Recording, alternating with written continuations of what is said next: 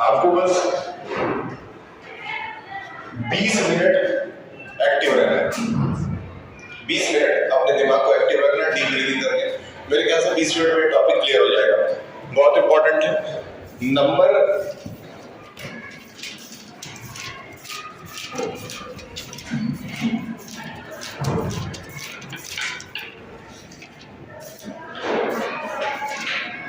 Line के ऊपर root वाले नंबर को कैसे रिप्रेजेंट किया जाता है ये सीखना है। इसको मैं पहले काम करते हैं, show √2 on a number line. किसको किसको पहले से आता है? किसको किसको ये पहले से आता है? नहीं आता है? चलिए, नहीं आता है तो मेरे लिए अच्छा है। ये ऑन है?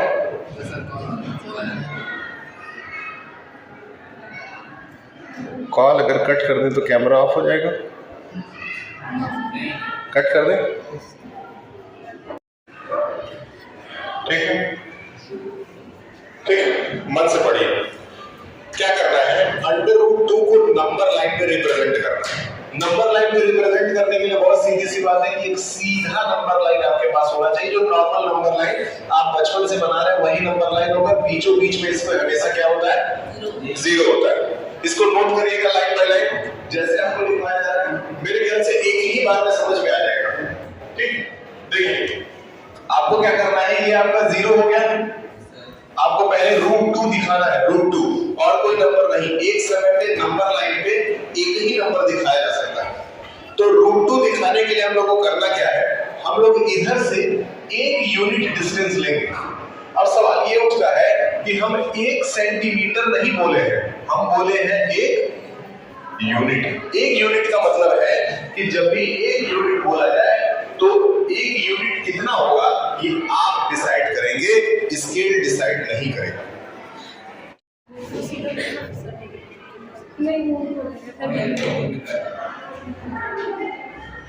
और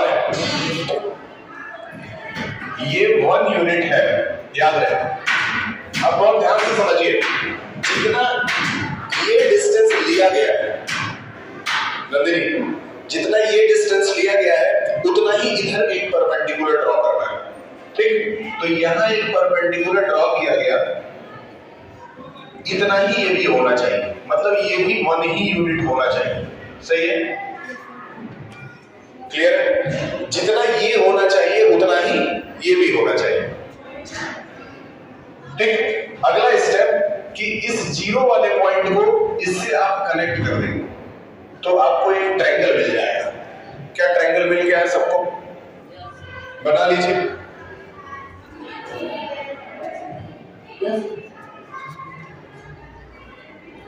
ठीक है, अब आपको कुछ दिनों के बाद से हैंड वॉश के लिए, पानी पीने के लिए, बाथरूम यूज करने के लिए कहीं नहीं जाना पड़ेगा। आपको बाथरूम यहीं पे बदलना पड़ेगा, गर्ल्स और बॉयज दोनों के लिए। ठीक है, 1 यूनिट ये, 1 यूनिट ये। अब बहुत ध्यान से हम लोग चलते हैं पाइथागोरस थ्योरम पे। पाइथागोरस थ्योरम जो कि ग्रीक फिलोसोफर पाइथागोरस ने दिया था। पाइथागोरस का कहना था कि जो हाइपोटेनस होता है उसका square is equal to perpendicular plus base का स्क्वायर होता है। ये पाइथागोरस ने कहा था। ये ट्रायंगल है ना, तो ये हाइपोटेनस है, ये बेस है और ये क्लियर है? ठीक, अगर इस ट्रायंगल के ऊपर ये नियम लगा दिया जाए तो बेस कितना है, परपेंडिकुलर कितना है और h का हमको पता नहीं। तो h अगर हम निकाल लेते हैं तो h square is equal to 1 + 1 होना चाहिए कि नहीं होना चाहिए? 1 स्क्वायर का तो वैल्यू 1 ही होगा, 1 का स्क्वायर 1 ही होगा। अगर दोनों को जोड़ दें तो 2 आना चाहिए कि नहीं आना चाहिए? तो h की वैल्यू अगर यहां से स्क्वायर हटाएंगे तो इधर जाके क्या बनेगी? इतना बेसिक आपको आना चाहिए। अतीक समझ आया? आपका क्या नाम है? मोहम्मद मोहम्मद अनिल।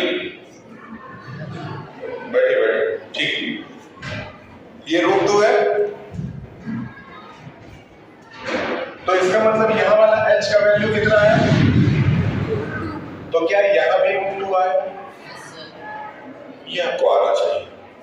अब हम लोग क्या करेंगे, एक कंपास लेंगे, पेंसिल लगाएंगे और उसको मान लेते हैं ये कंपास का हमारा नोक है और ये हमारा पेंसिल है, ये नोक है, तो नोक को 0 पे रखेंगे, ठीक है, और पेंसिल को यहां रखेंगे और इसको फिर ऐसे ना करके नीचे गिरा देंगे।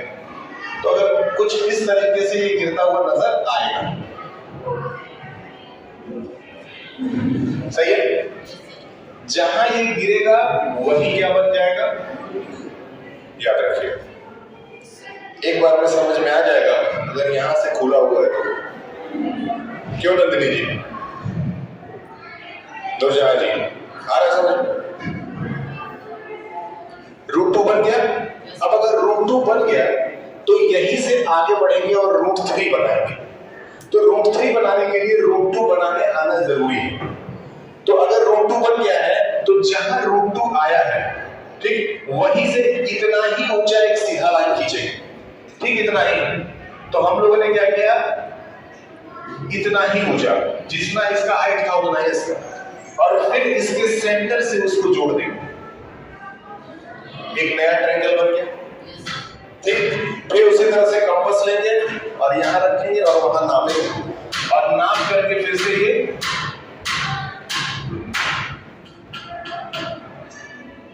ठीक, और यहां क्या बन जाएगा, ठीक,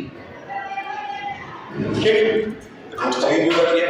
अब किसकी बारी, √4 के लिए फिर जहां √3 बना है वहां से फिर उतना ही लंबा एक लाइन खींचिए, फिर उसको सेंटर से के बाद कितना डिस्टेंस लिए, 1 यूनिट,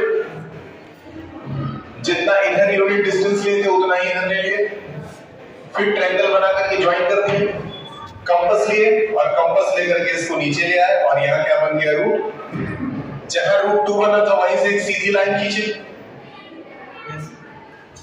इसको इससे ज्वाइन करें और फिर ये दोबारा नीचे आ गया और बन गया √, फिर यहीं से लिए और ये कंटिन्यूअस प्रोसेस चलता चला जाएगा। बताइए आसान है कि नहीं? ये एक चीज था जो मैं आपको सिखाना चाह रहा था, ये पहला चीज था। इसके बाद एक और चीज है जो सीखना है, वो क्या है कि रूट वाले नंबर को तो सीख लिए, लेकिन अगर यही चीज रूट के अंदर डेसिमल फॉर्म में आ जाए, मतलब लिखते कि √7.5 निकाल के दिखाइए नंबर लाइन, यही एक चीज हम लोग को और सीखना है। तो मेरे ख्याल से इसमें कोई दिक्कत बना लेंगे, ठीक है।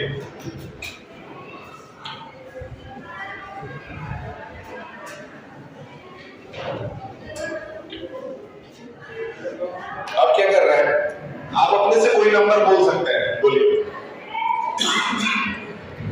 इसमें आप अपने से कोई नंबर बोल दीजिए, कितना पॉइंट उसमें आना चाहिए, थोड़ा बड़ा नंबर है, 5 से 10 के बीच में। 8.5 √8.5 को हम लोग को दिखाएंगे, ठीक। इसके लिए हम लोग क्या करेंगे, जितना ये नंबर है 8.5 इतना लंबा एक लाइन पहले ड्रॉ किया जाएगा। तो चलिए 8.5 एक लाइन ड्रॉ करेंगे हम लोग, जिसकी लंबाई कितनी होनी चाहिए, 8.5। क्लियर है? पहला स्टेप बहुत सिंपल है। अब क्या करेंगे, जितना भी ये लाइन है ना, जितनी लंबी भी ये लाइन है उससे 1 सेंटीमीटर 1 सेंटीमीटर इसको बढ़ा देंगे, मतलब कि 1 सेंटीमीटर और आगे खींचेंगे। कितना होना चाहिए, ये हर सवाल में किया जाएगा सही से। तो पहले जितना था उतना लंबा लाइन खींचे और उसमें 1 सेंटीमीटर बढ़ा दिए। अब क्या करेंगे, आप लोगों को छोटी क्लास में ही हो सकता है 7th वगैरह में ही लाइन को बाइसेक्ट करना सिखाया गया। लाइन को बाइसेक्ट करना मतलब किसी लाइन को 2 बराबर बराबर हिस्सों में कैसे बांटा जाता है, ये सिखाया गया होगा। नहीं सिखाया गया तो बताइए, नहीं सिखाया गया तो कोई बात नहीं, अब ध्यान से समझिए। बस ये मान लीजिए कि ये जो मेरा हाथ है ये कंपास का नोक है और ये पेंसिल है, ठीक। तो आपने क्या करना है, नोक यहाँ रखिए और पेंसिल यहाँ रखिए और हाफ से ज्यादा नाप लेंगे। हाफ से ज्यादा का मतलब ये नोक है, ये पेंसिल है, तो इस लाइन के आधा से ज्यादा नाप लीजिए कहीं भी, मान लेते इतना, हाफ से ज्यादा नाप लिए। उसके बाद एक ऐसे आर्क बन जाएगा कंपास से, बन गया। अब ये नोक यहां से हिलेगा नहीं, ये नीचे आ जाएगा और ये ऐसे आर्क बन गया। अब हाथ बदलेंगे, मतलब अब इस तरफ चलेगा, इस तरफ चल के वही काम किए, एक ऐसे आर्क बन जाएगा और एक ऐसे आर्क बन जाएगा, सही है। अब इस आर्क को थोड़ा मिला देते हैं आगे पीछे, मिल गया। वैसे ही ये नीचे आया, मिल गया, बना लेंगे ऐसे, ठीक है। अब इसको क्या कर दिए, ज्वाइन कर दिए, मतलब अब ये लाइन जो है ना दो बराबर हिस्सों में बट गया, आधा इधर आधा इधर।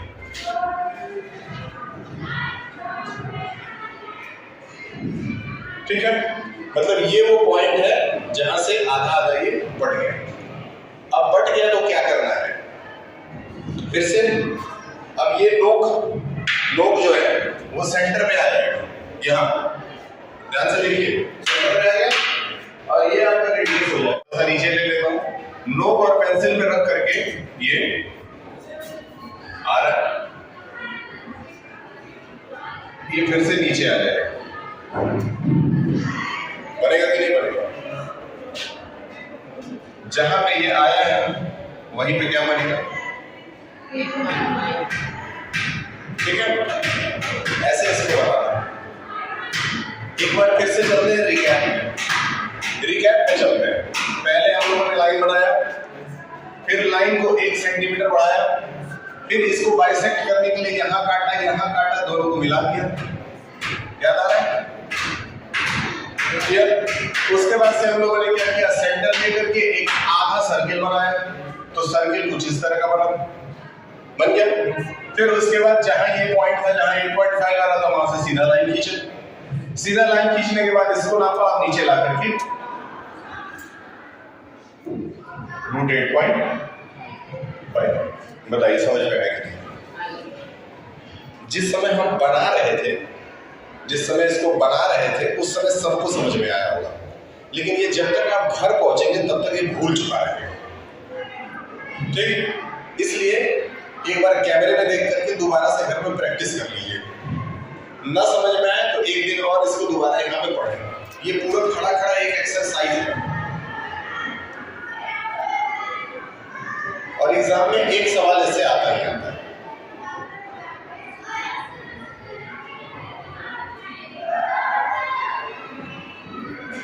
योगेश जी, आई कार्ड वाला टोटल कितना गया है?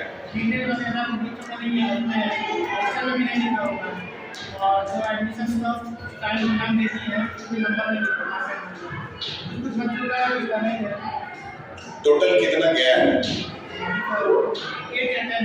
बस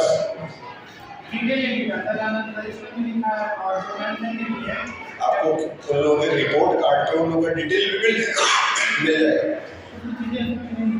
आप एक काम करिए, सबसे आसान तरीका ये, बच्चे का जो रिपोर्ट कार्ड है पिछले साल बना है, उसमें मम्मी का नाम, पापा का नाम, फिर उसका एडमिशन है, इसका जो रिपोर्ट कार्ड दिया गया है, किसी का नहीं है, किसी का नहीं है ना।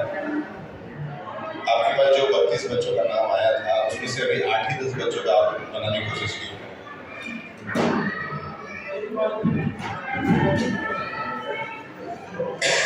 कल सारे टीचर्स का फोटो खींचना, ठीक है, टीचर्स का डिटेल बना के दे दीजिए उसको, और बच्चों का जहाँ तक हो सकता है करिए। इन लोगों में किसका एडमिशन हो गया, उसमें से कितने बच्चे आ रहे हैं आज आप देखिए।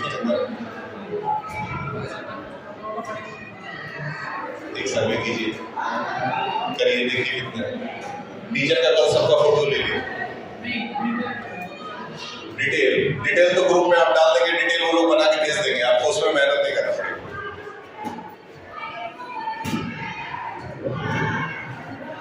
बताइए, क्लियर?